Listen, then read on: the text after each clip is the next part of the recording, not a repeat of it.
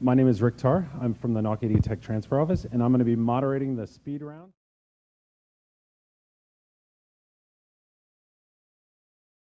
Our cord collar wearable technology for pets solves all the training and caretaking problems for any dog or cat at a low one-time cost. It is essentially a smartphone for dogs and cats. Cord collar opens deep and meaningful communication between you and your pet. We then leverage that communication to improve the quality of your life. Vote for me through the next round, and I will show you how that magic happens. 37% of U.S. households include a dog. 30% include a cat. The pet industry is $61 billion a year in the U.S. alone. In this bag, I have a prototype that we have been testing and improving since November. I also have a engineering demonstration model that we will be ready to ship early next year.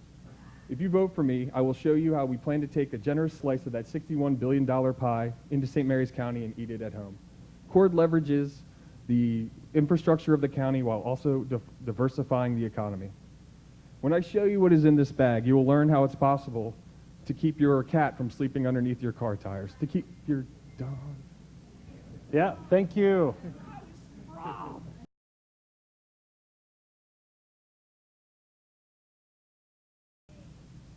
My name is Don Zwick. I'm lucky 7, so for all the gamblers out there, your number is 7 tonight. Thanks. We're going? Okay. 28% of car accidents are rear-end collisions, and the Department of Transportation has determined through studies and analysis that they're generally caused by inattention. They're inattention of the following car's driver to what's happening in the car in front.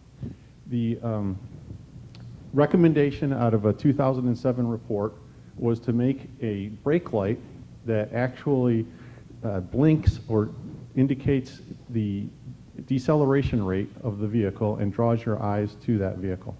A current brake light goes off when you push the pedal down. In this proposal, the brake light is tied to the decelerometer in your car that actually triggers your airbag. Normal braking, the light goes on like normal. Hard braking, defined by DOT, is greater than 0.35 Gs, the light blinks. Additionally, this proposal would send that information to a car behind it, further enabling future growth in vehicle-to-vehicle collaboration. What is the value proposition? The value proposition is reduced accidents. Reduced accidents save money, they save injuries, ultimately possibly saving on insurance rates. Who are the customers? The direct customer, or the ultimate customer, is the driver of the car, someone that is safety conscious, someone that has children that are learning how to drive, and someone that is an early adopter. Thank you.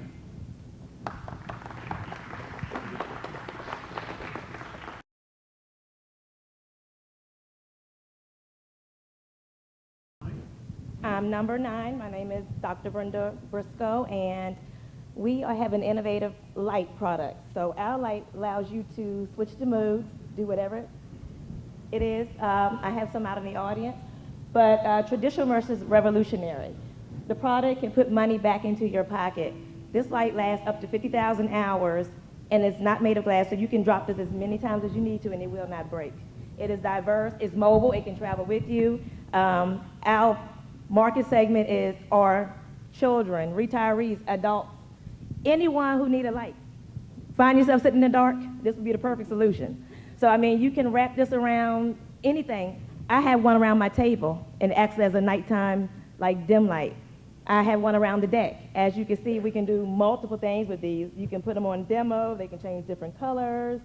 So I think I'm kind of turned upside down here. But dark room to a baby room. Taking it to the beach, putting it around the umbrella and cutting it on. And it comes with 3 ways to operate it. Car charger, rechargeable battery, and the plug-in. So you can get about 4 hours worth of usage out of this light with the rechargeable battery that we have in the design pocket that I have here on my hip. So as you see, it comes with little stickies where you can just attach it to anything you want. And when you're done, you just take it down and take it with you. So it's the first diverse strip. Thank you. Thank you.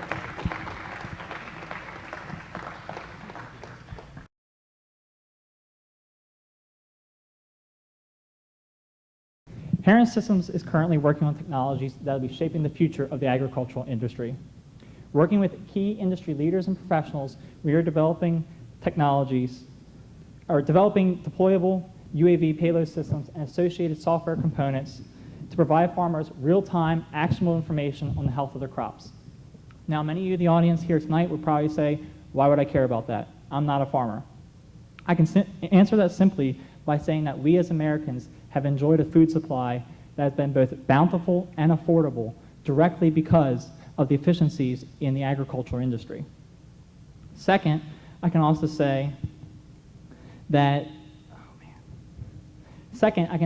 anyone has lived, currently lives, or has enjoyed resources from the Chesapeake Bay understands the importance of the environmental impacts, economic impacts, and job creations that a healthy, non-polluted watershed can bring to the region.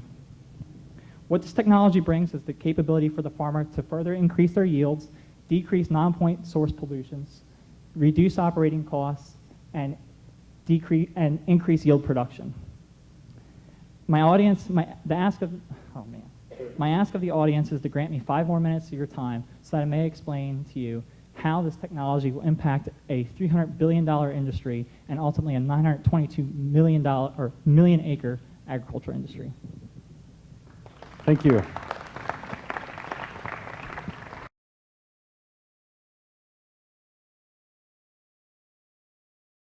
Hi, my name is Fallon Clark. I'm 6 years old and I can...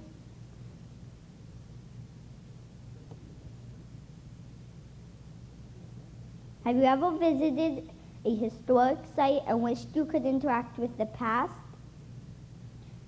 Don't you think it's more fun to learn about history by playing a game than instead of reading a book? Well, I do, and that's why I came up with my interactive, historically inspired role-playing game, National Adventure. National Adventure uses a mobile app and a deck of cards to let you play a role in history. The cards tell the story of real-life historical figures and give them a special skill or ability. Let's say pirates raided the Dove before it docked in historic St. Mary City. Captain Winter needs to recapture the trade goods stolen by the pesky pirates. With National Adventure, you'll board the actual Dove ship, pick your character card, maybe Leonard Calvert, and use your phone camera to engage in a skirmish. The app will determine the outcome, but either way you win because you interacted with history. From the Dove, you can continue your journey through all the important locations in St. Mary City, learning about real people, places, and events from history, with a little extra excitement thrown in. Of course, St. Mary City is just the beginning. Just imagine protecting the monuments of Washington, D.C., or helping to dump the tea in Boston. This interactive game will increase the tourism in historic St. Mary City and other historic sites around the country. National Adventure makes learning and exploring fun for the whole family. Thank you. Thank you.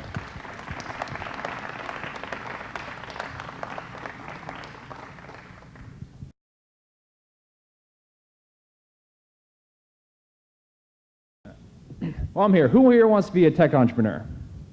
I should see every person's hand in the air. That's the absolute truth, and I'm going to tell you why. So PAC's peak goal, you have it up here, is to encourage tech entrepreneurship by encouraging people like you to undertake federal tech transfers, even people without a tech background. I'm a Navy NFO. I don't have a tech background, but I'm going to do this anyway. We're going to do this by having an intuitive matchmaking service that brings the best person in touch with the best federal lab and technology. Now, for the past month, I've interviewed with members of the National Radio Astronomy Observatory, I always get that wrong, and Army Research Lab, and members of the University of Maryland, Ben Solomon's class, and I found that there is a perception that working with the federal government is very difficult due to bureaucracy, as well as the stigmatism that you didn't build that to have the political lexicon. However, I've also found that there's websites out there that try to create a compendium of federal, commercial, and university labs. But even though there's a big database compendium of information, there's not really any matchmaking or intuitive services that get down deep. So you have to go in and do the research yourself and for this privilege, for all these research hours you put in, you pay them $400 to $800 a month. Over the next year, our initial value proposition is to make searching for this technology as easy as doing a search engine, to saving countless hours of research and networking on both ends. Now, this could be done anywhere. Out of time. Thank you. Thank you.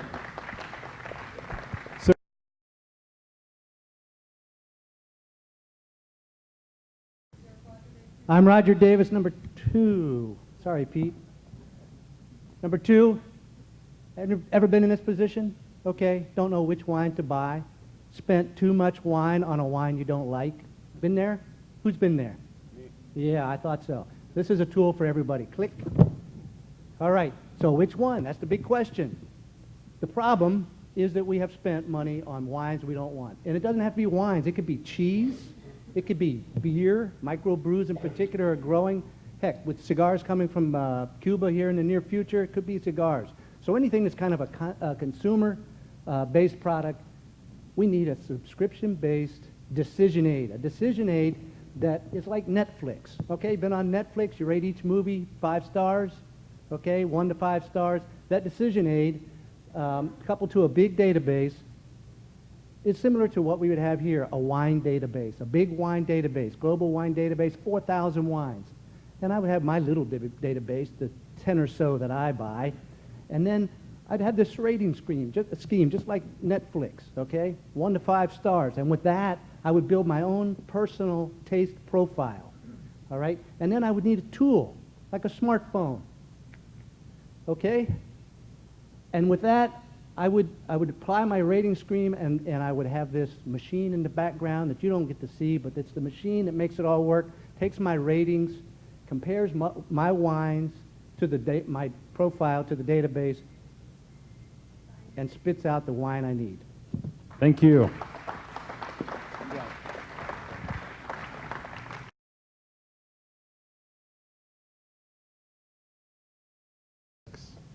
Number 6. So you're going to see some familiar themes in this presentation. So iCornucopia is basically aimed at improving the health of an entire region. How many people here would like to eat better? How many here would like to boost their health? Right? Eat better, better immune system, better functioning, a little lighter on your feet. Kim, who's a health coach, has a saying about nothing tastes as good as healthy feels. There's a big problem with that, though, and I'm sure we've all encountered it, right? And that's processed foods. Processed foods have 3 things going for them, unfortunately, okay? They're very cheap, they're easy to get, and they are tasty, let's face it. And they're actually engineered to be that way, to make you hungry and want them even more. But what if we could turn that game around and make healthy food just as easy to get and no hassle as processed foods are? It turns out that we may just be on the verge of doing that, and that's from something called the Internet of Things. So the idea here is we work with local growers, and local growers are best because the food is fresh, it's high quality, it's regional, and you want to benefit from your region's cuisine. And it's also supporting the local economy, and you're promoting the environment. We move over to the home delivery services. I had to get a drone in here because it wouldn't be a presentation of Southern Maryland without a drone. But we partner with other services that supply that to you.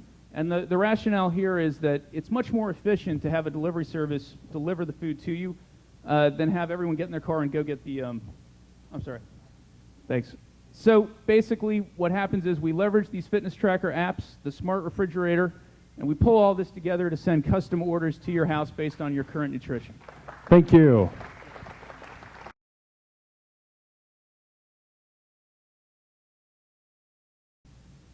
Hello, everybody. My name is Ross Knoll. I'm a machinist at BCF Solutions. Less than a month ago, I had an idea due to a common problem that we all machinists incur in the CNC world. There's always chips and buildup in deep cavity milling that stem through all types of industries, whether it's automotive, aircraft.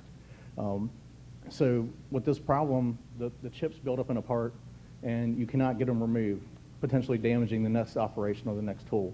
So I invented the turbo tool. It's a fan that attaches to your existing tool holder that blows air down to clear those chips.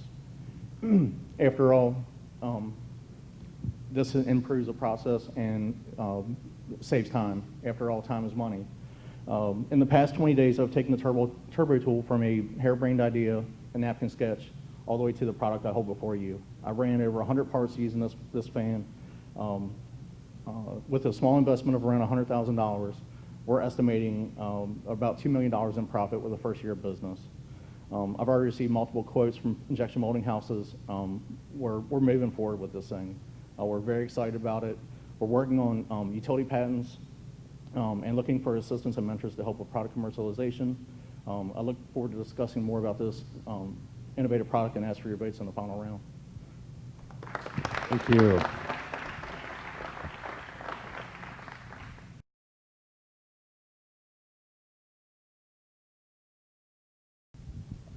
Good evening. I'm Sarah Ritter, and I'm here to talk about our service-based company. I have spent over 10 years working in a defense contracting agency, working with customers delivering large-scale IT projects. And I spent countless hours on the phone with customers, helping them navigate how to just simply enroll in a course. Fast forward through the past year, I've decided that I want to build better software. I've enrolled in graduate school, studying mobile development and cloud computing, and working at an incubator space with my partner, Ken Zeiger. And we're able to rapidly deliver and deploy various applications. My name is Ken Zeiger, and my background is a little different than Sarah's. I've spent the last 10 years working with startups where getting to market really quickly and solving a genuine customer need is the most important thing. If you don't do that, you fail. So we kind of take an opposite approach where we take really complex problems and make them really simple.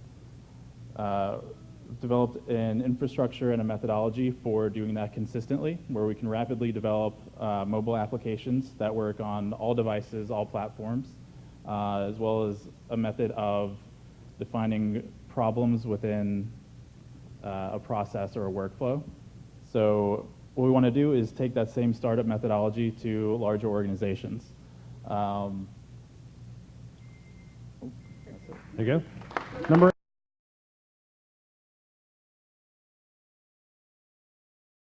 Can we get all of the contestants up here with your numbers, just so that everybody can know what? So now is the audience voting round. So, yeah, you're number 5. Jared, yes, you are number 5, Jared. It's not a prize. So the contestant that you vote for now will go to the next round.